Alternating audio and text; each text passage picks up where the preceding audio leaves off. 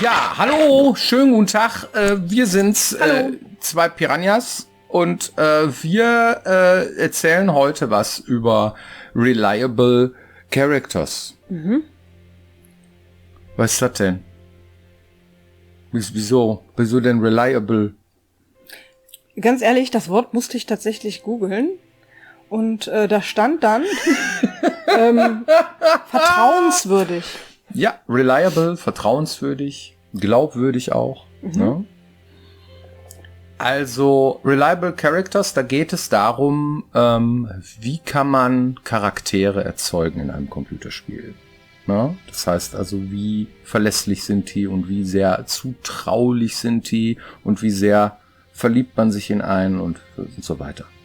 Und darum, ja, haben wir weniger als 100 Leute gefragt, was ist überhaupt Reliable Characters? Nein, wir haben, welchen Game-Charakter würdest du dein Leben anvertrauen?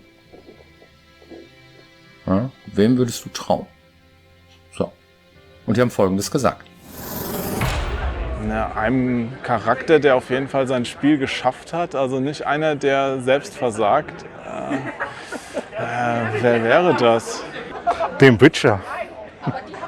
Ja, muss ich schon irgend so einen Held nehmen. Ja, Duke Nukem ist vielleicht...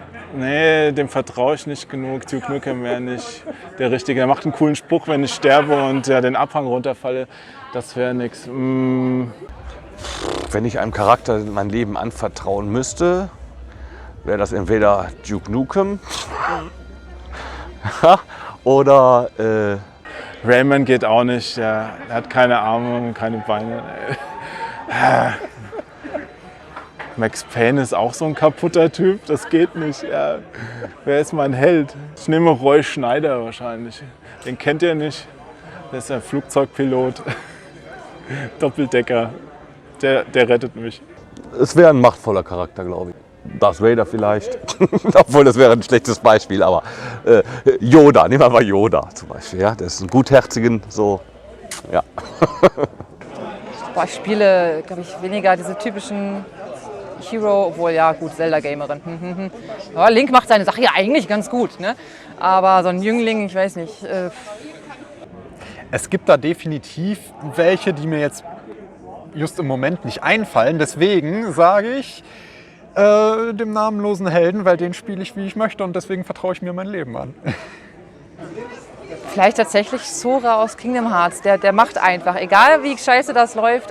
Ich bin halt also in diesem Fantasy, Final Fantasy Gedöns halt auch so drin, aber ich glaube tatsächlich Sora aus Kingdom Hearts, weil der ist zwar ein bisschen doof, aber der macht und das schafft er immer und irgendwie so, das Glück ist mit die Doofen ist bei dem so ein bisschen Programm, das läuft gut.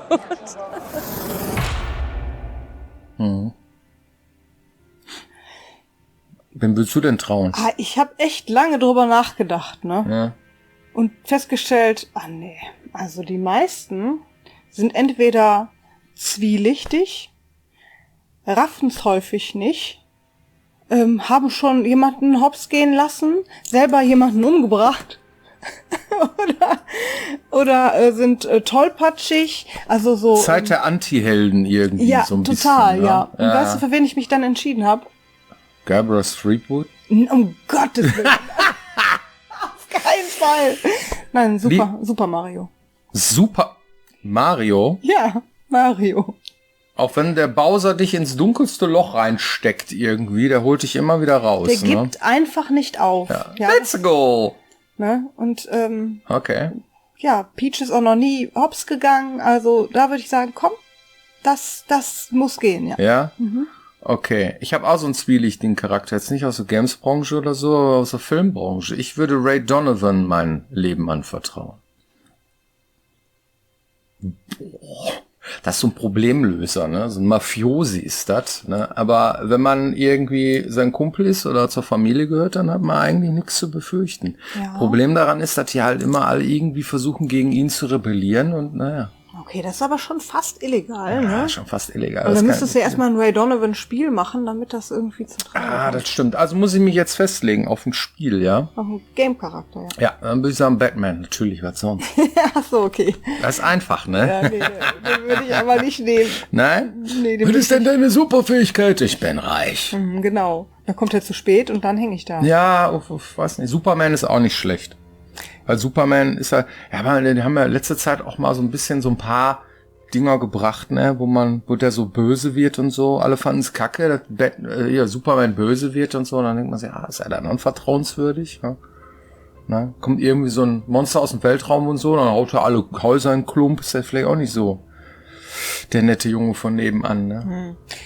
Ja, das tut mir auch ganz furchtbar leid, aber was das angeht, würde ich Superman eher trauen als Batman. Der ist immer so Depri. Ja, das stimmt schon, ja. Der hat irgendwie nicht so gute Zeiten hinter sich, ne? Ja, das ist richtig, ja. Ja. Ja. Aber was heißt das denn, ne? Du hast gesagt, die meisten Helden sind Anti-Helden, zwielichtig, machen Fehler, ne?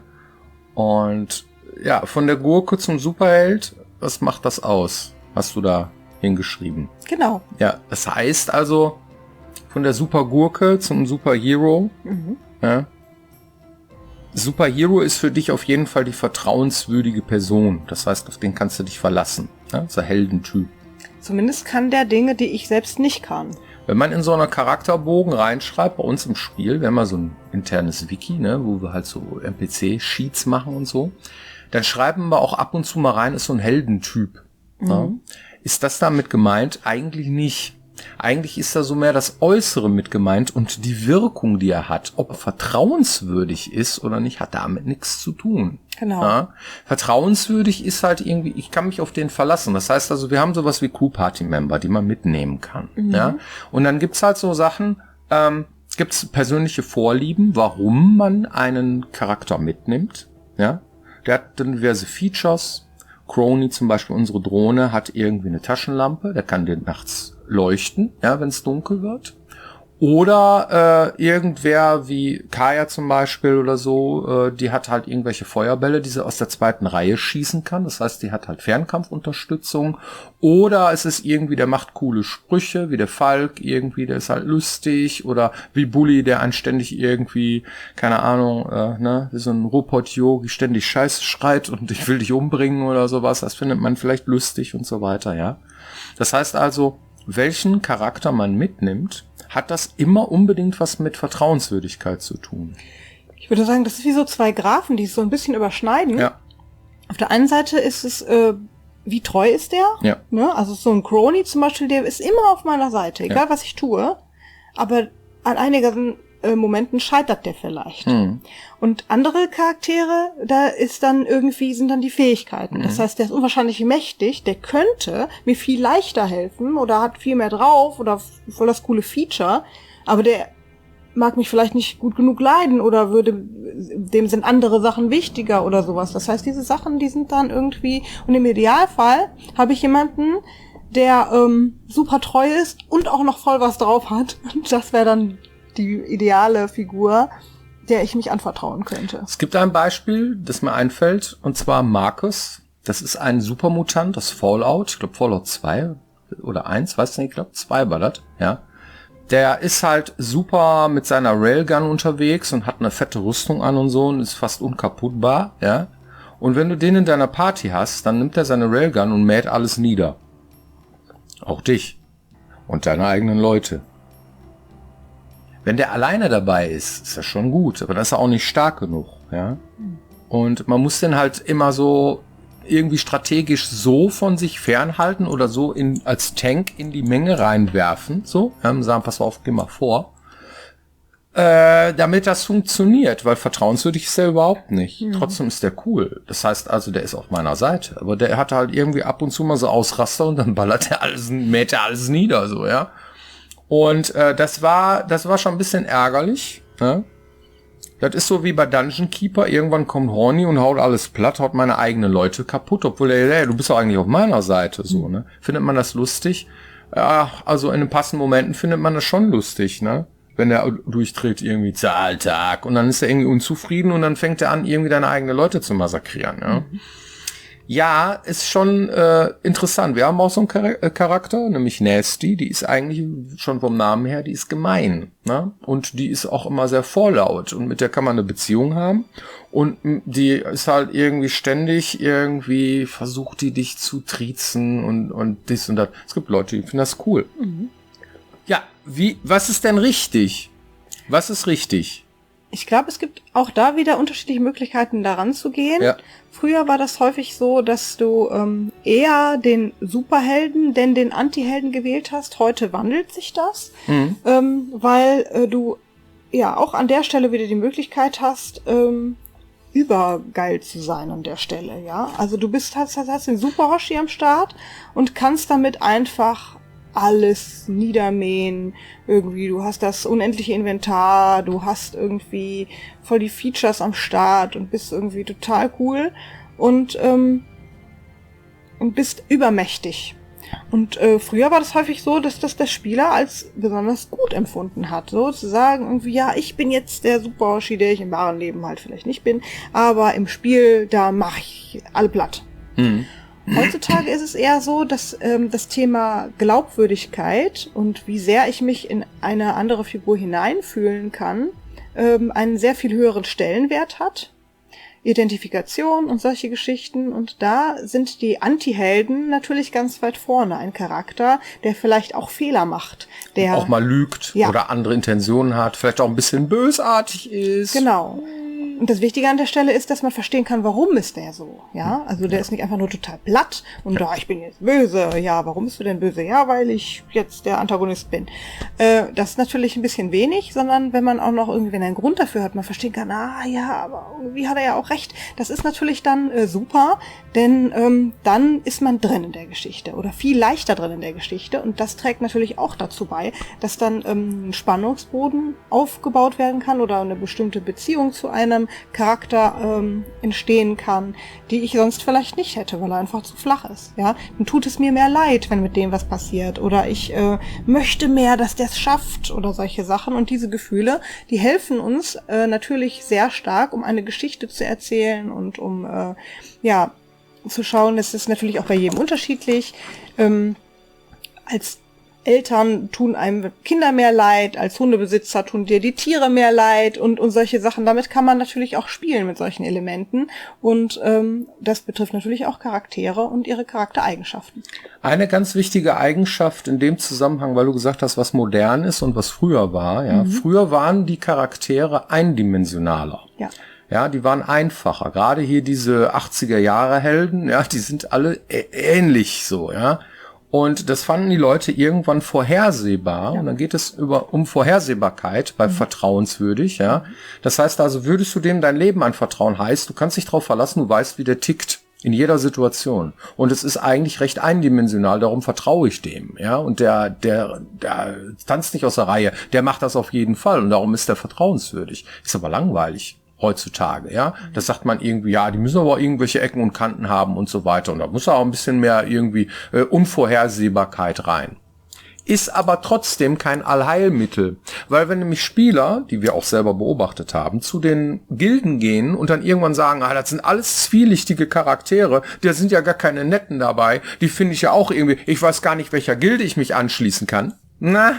Dann ist es auch wieder nicht richtig, ja, wenn man es zu sehr übertreibt. Das heißt also, das ist immer ein bunter Blumenstrauß an unterschiedlichen Charakteren. Gruppierungen gehört ja auch dazu, wie vertrauenswürdig sind die, schließe ich mich der Gilde an oder nicht und so weiter, ja. Das heißt auch, selbst wenn du bei den Morcons gehst, ja, da gibt es immer noch Charaktere, die sagen irgendwie, ja, ich habe gar keinen Bock auf den Kram hier, so, ja. Also die sind ja alle so bösartig hier. Was glaubst du, was ich alles mache, damit ich hier irgendwie überlebe und so weiter?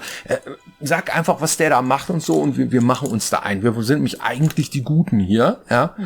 Dann kann das schon reichen, dass man sagt, okay, ich vertraue dem. Ja? Ich möchte ihm helfen. Ich möchte ihm helfen, so, ja. Und solche Dinge, ja. Und es ist nicht einfach. Es ist nie trivial. Es ist aktuellen Trends unterworfen, wie immer. Ja, es ist aktuellen Produkten, die rauskommen, unterworfen, dass man sagt, das ist doch ein Charakter wie der und der will mich bestimmt bescheißen am Ende des Tages, habe ich doch schon vorhergesehen oder sowas. Ja, und es gibt unheimlich viele Menschen, die dann sagen, ja, war doch völlig offensichtlich. Und wir sitzen dann da und sagen, warum?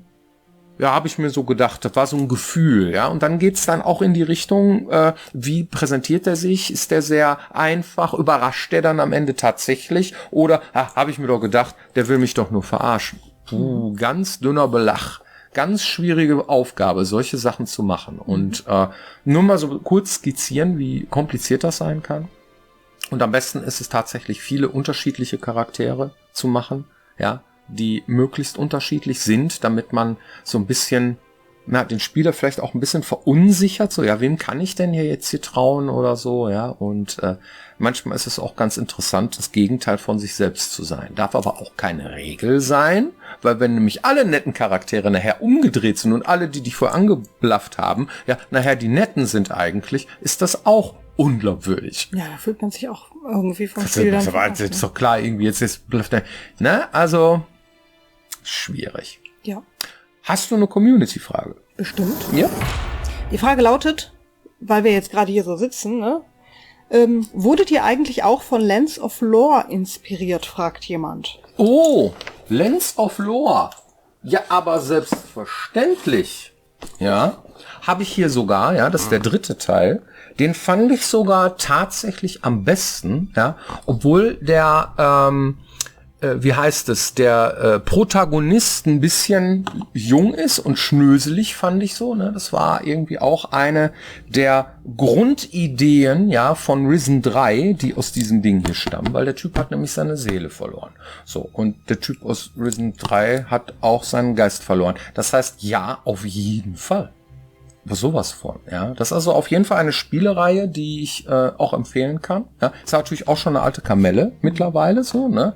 Aber ja, die Antwort ist ganz klar ja. Das sind nämlich ganz tolle Spiele.